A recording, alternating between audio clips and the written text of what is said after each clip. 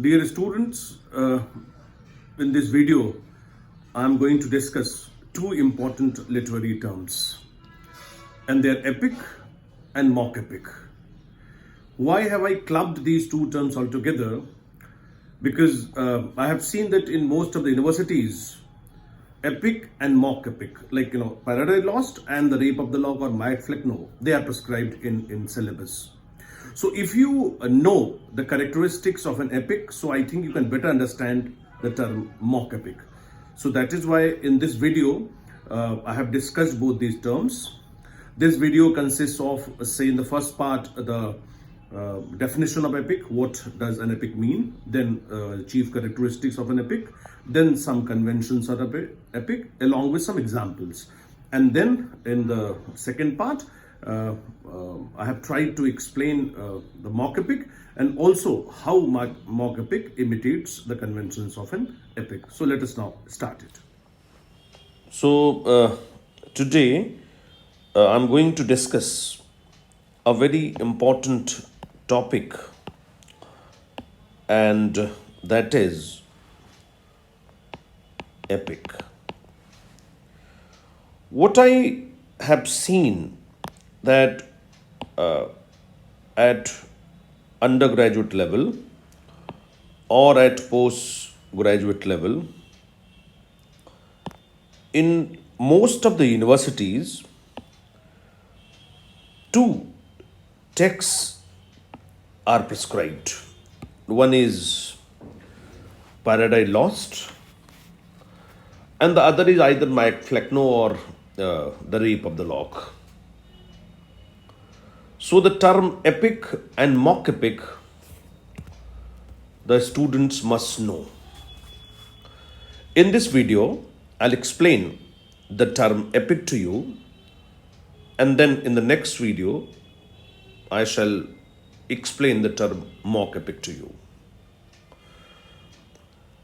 Now, the students here,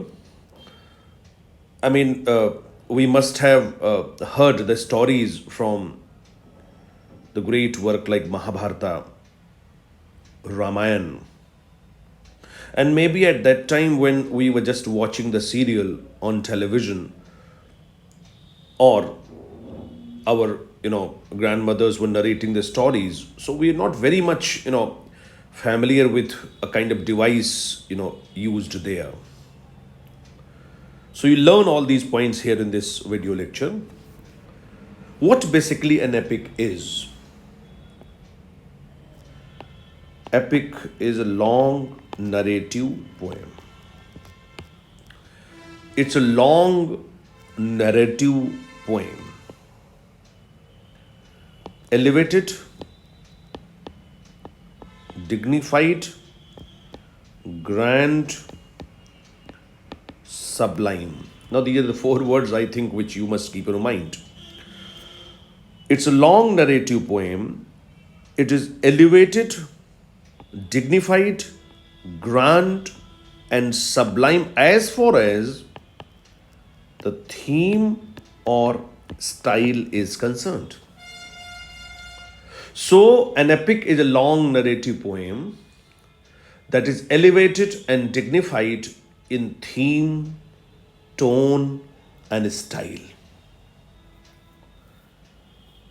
It describes and celebrates heroic deeds, or you can say exploits of great heroes.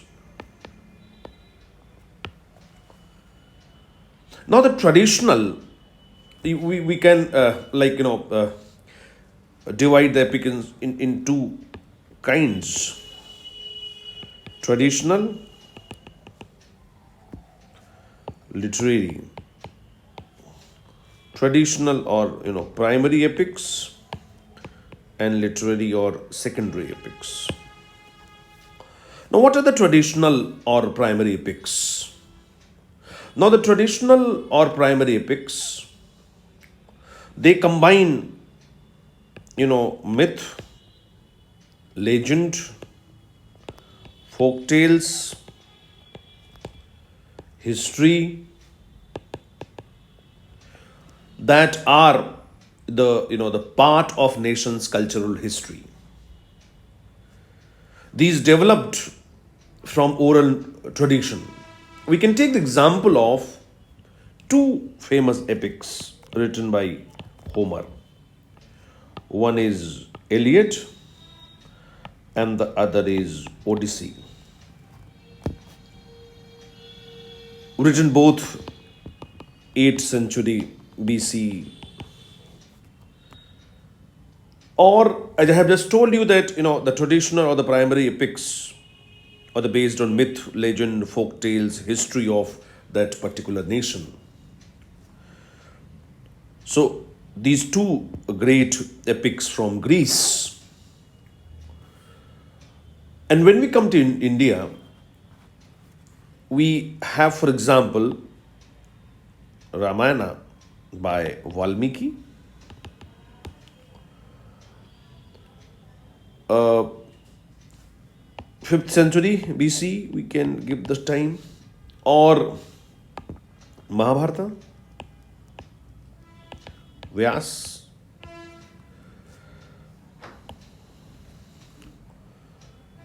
4th century.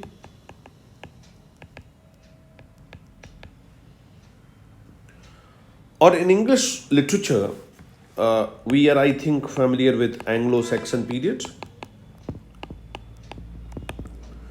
In Anglo-Saxon period, we have one Beowulf, 8th century BC.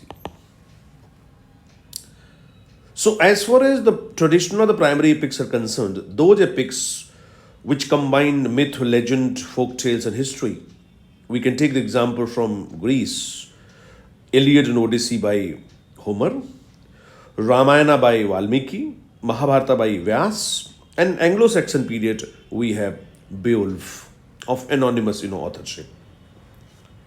Coming to literary or secondary epics. Now these are those epics which are written by poets who imitated the traditional forms. That is, those epics which made their base on the traditional epics. They followed the pattern given by the traditional writers. To this category, we can in this category we can give the example of Aeneid by Virgil, 1st century BC, or we can also give the reference of John Milton's Paradise Lost. Publication date, very important. Now, though not very significant, but in this context, I would like to tell you that Aristotle is famous for his great work, Poetics, where he talks about tragedy and the other literary forms. And in chapter 6 of Poetics, he defines tragedy. But something which I would like to tell you of great importance here is that Aristotle, and this question was asked many times in competitive examinations, that Aristotle ranked epic second to tragedy. He ranked epic second to tragedy. That is very significant. I think it talks about around chapter 5 or so. So tragedy is superior to epic. I mean, he said, and epic comes at number 2. Now, what are the important features of an epic? Now, how will you judge that this is a piece of epic or not? So the first important feature of an epic is that it is a long piece of work. It's a long piece of work. When I say long piece of work, it means work which is running into several books, a book containing many books.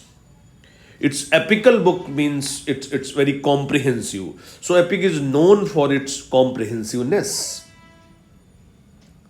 So it's a long piece of work divided into many books. If you read, for example, Homer's epics, they consist of 24 books.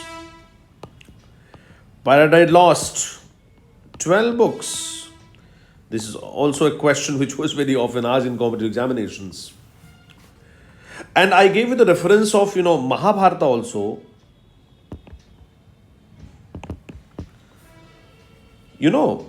Mahabharata, and you'll wonder that Mahabharata is 10 times the length of the Iliad and Odyssey combined, and 4 times that of Ramayana. Look at the length of, Mahabharata. It's 10 times the length of the Iliad and Odyssey combined, and 4 times that of Ramayana. And this work consists of 1 lakh slokas, verses, and runs into 18, parvas, which we can call books. This is the large scale of, an epic. An epic which is a long piece of work, as I have just told you. And when I say long piece of work, it means it's a comprehensive work divided into, many books, many parts. And I gave you some examples also. Now coming to the second important feature, as I have just told you that, epic is known for its, comprehensiveness. It's comprehensive not only, as far as, the division in books and all that is concerned. It's comprehensive as far as the setting is also concerned. The setting of an epic is very comprehensive, very vast. It is a vast canvas, of setting. Now, if you read Homer's Odyssey, as I've just told you, that vast canvas of setting.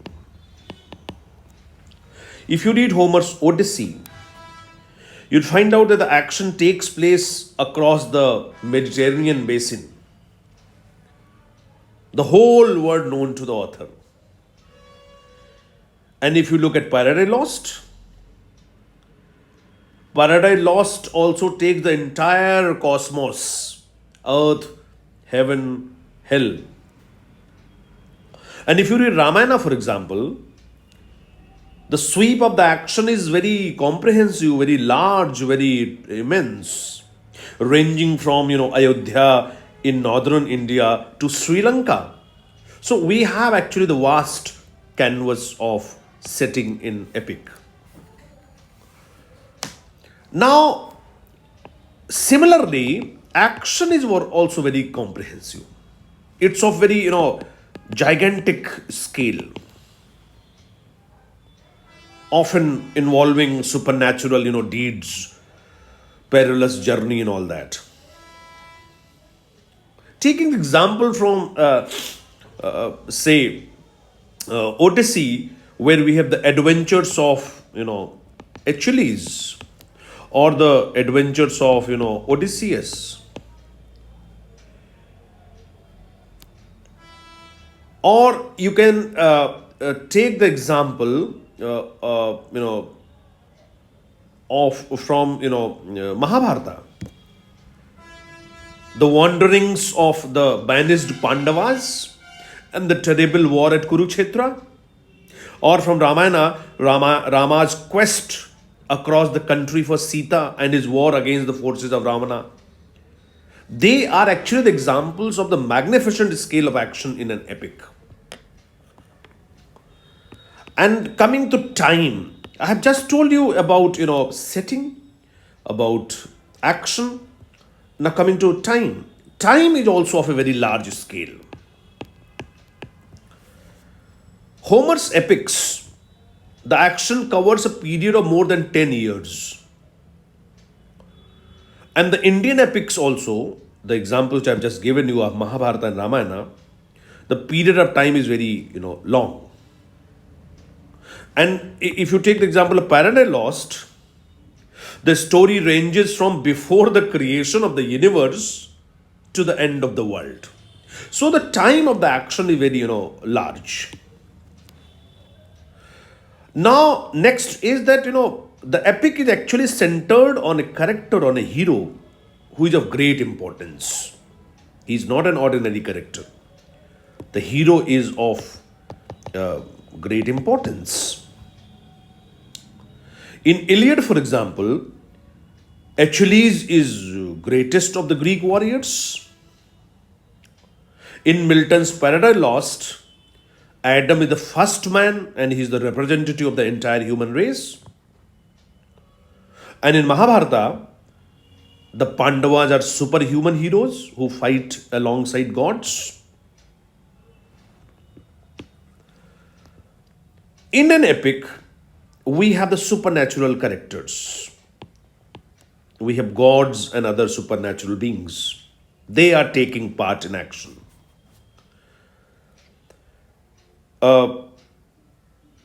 We have, for example, Christ and Satan. They appear in Paradise Lost. They are the supernatural characters, gods. In Homer's epics, we have Olympian gods. Krishna and Rama, they are the incarnations of Vishnu. And they are there in Ramayana and Mahabharata. Now, such actions of deities and supernatural beings are called machinery actually. Machinery. We call it machinery. Use the supernatural machinery in epic. Coming to language. The language of an epic is always very, as I told you in the beginning, elevated, dignified, sublime. And the language is always very grand and sublime in order to suit the grandeur of the theme.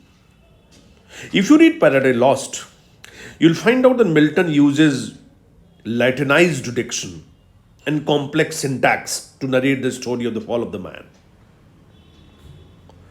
The grand style of an epic poetry includes the uses of several classical allusions and epic similes. Now this epic simile which I am talking about, since it was used by Homer in large scale, and that is why we also call it Homeric simile.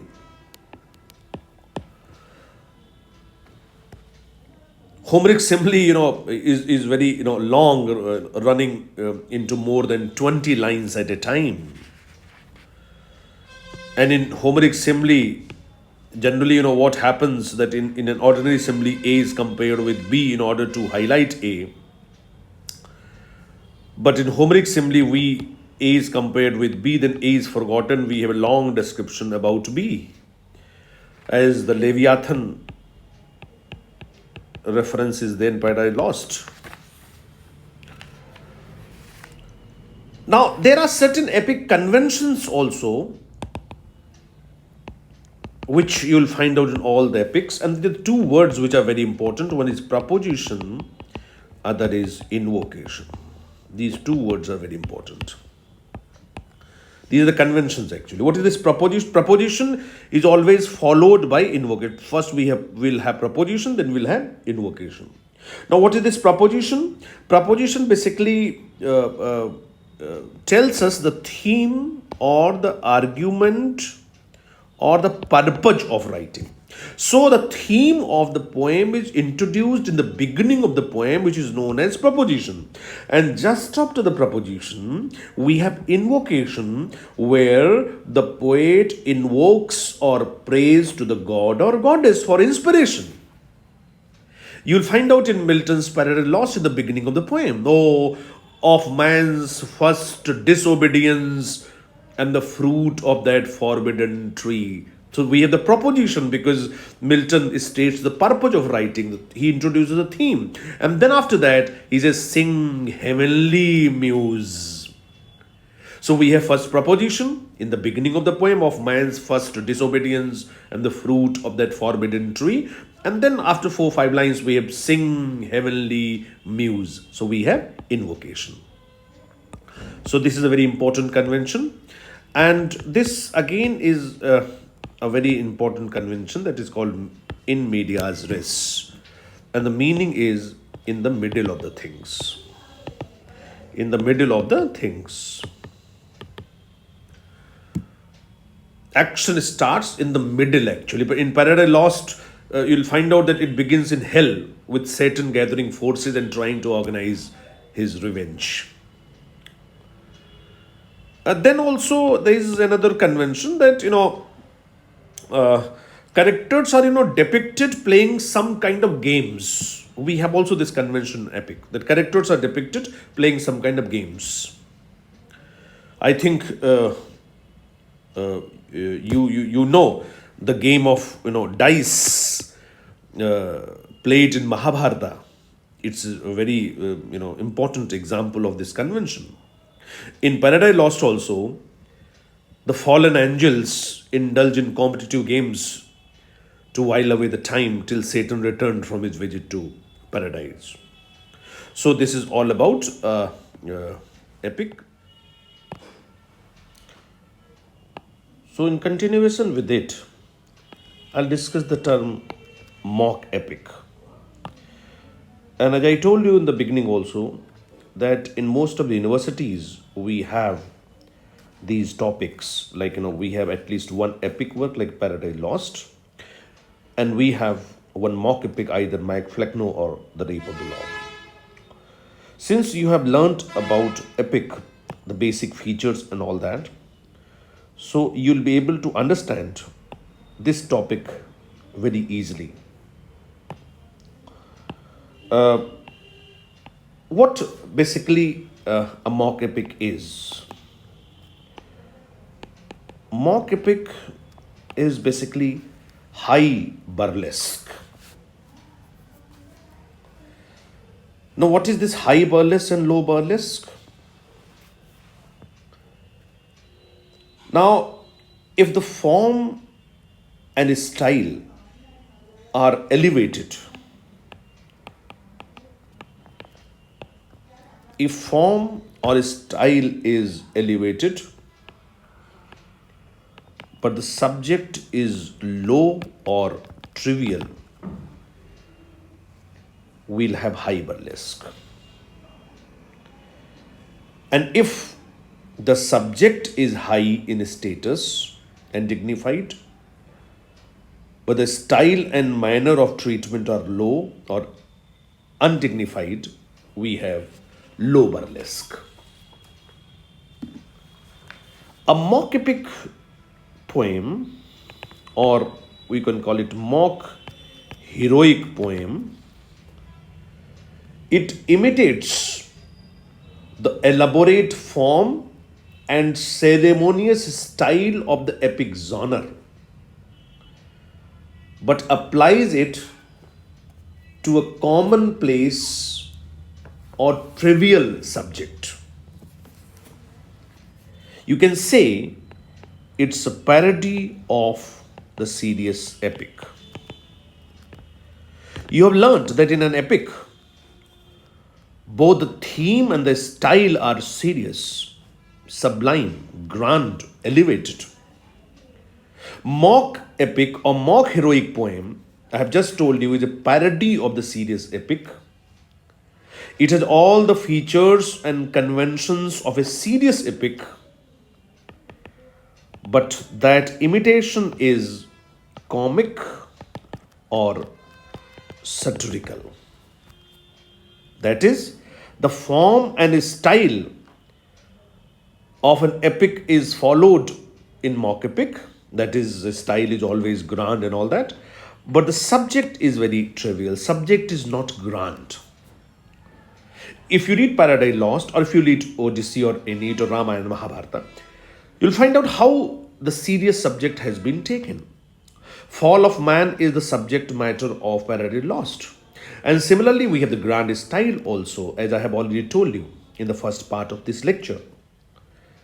But in a mock epic, which I have just told you is a parody of the serious epic, it follows all the features and conventions of serious epic.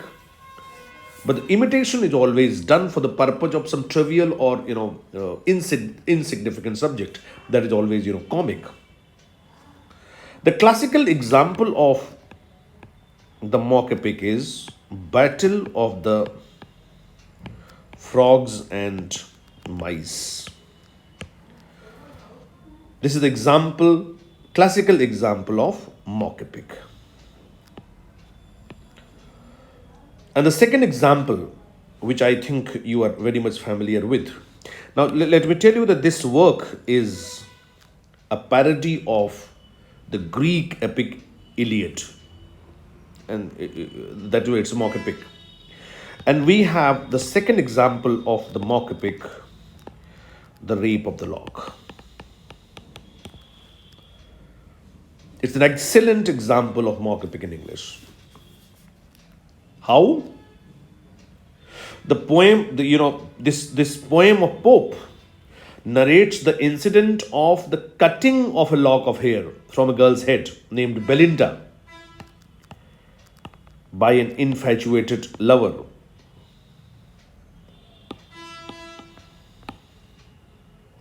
Now, so the poem is based on a very trivial incident of a cutting of a lock of hair.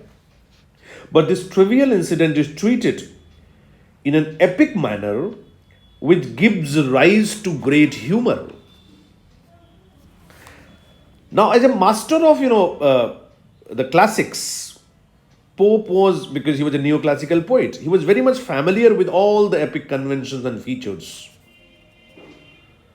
And he included each and every aspect of the epic in this poem. And the result is hilarious and delightful. As you know, that the first publication of mock epic was in 1712 with 2 cantos. But later on it was enlarged and published in 1714 with 5 cantos.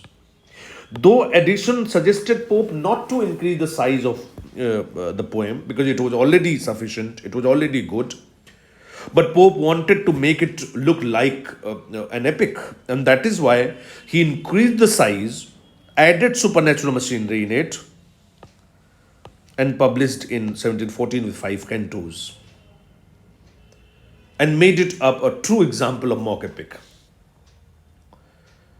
As I have told you that this poem follows all the conventions and features of an epic, and for example, we will have proposition. As I told you that it's a very popular convention that the writer proposes a theme, an argument. So we have the introduction of the theme in the beginning of a particular poem. So we have proposition, we have invocation also,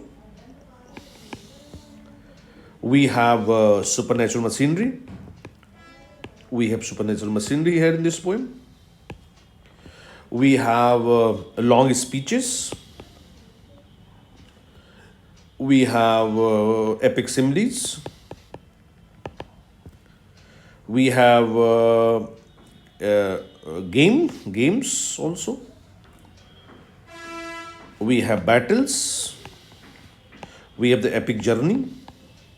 So all these epic features and conventions are there in this particular poem, The Rape of the Lock. But everything is done for the purpose of, narrating a very trivial or insignificant event, and that is the cutting of a lock of hair.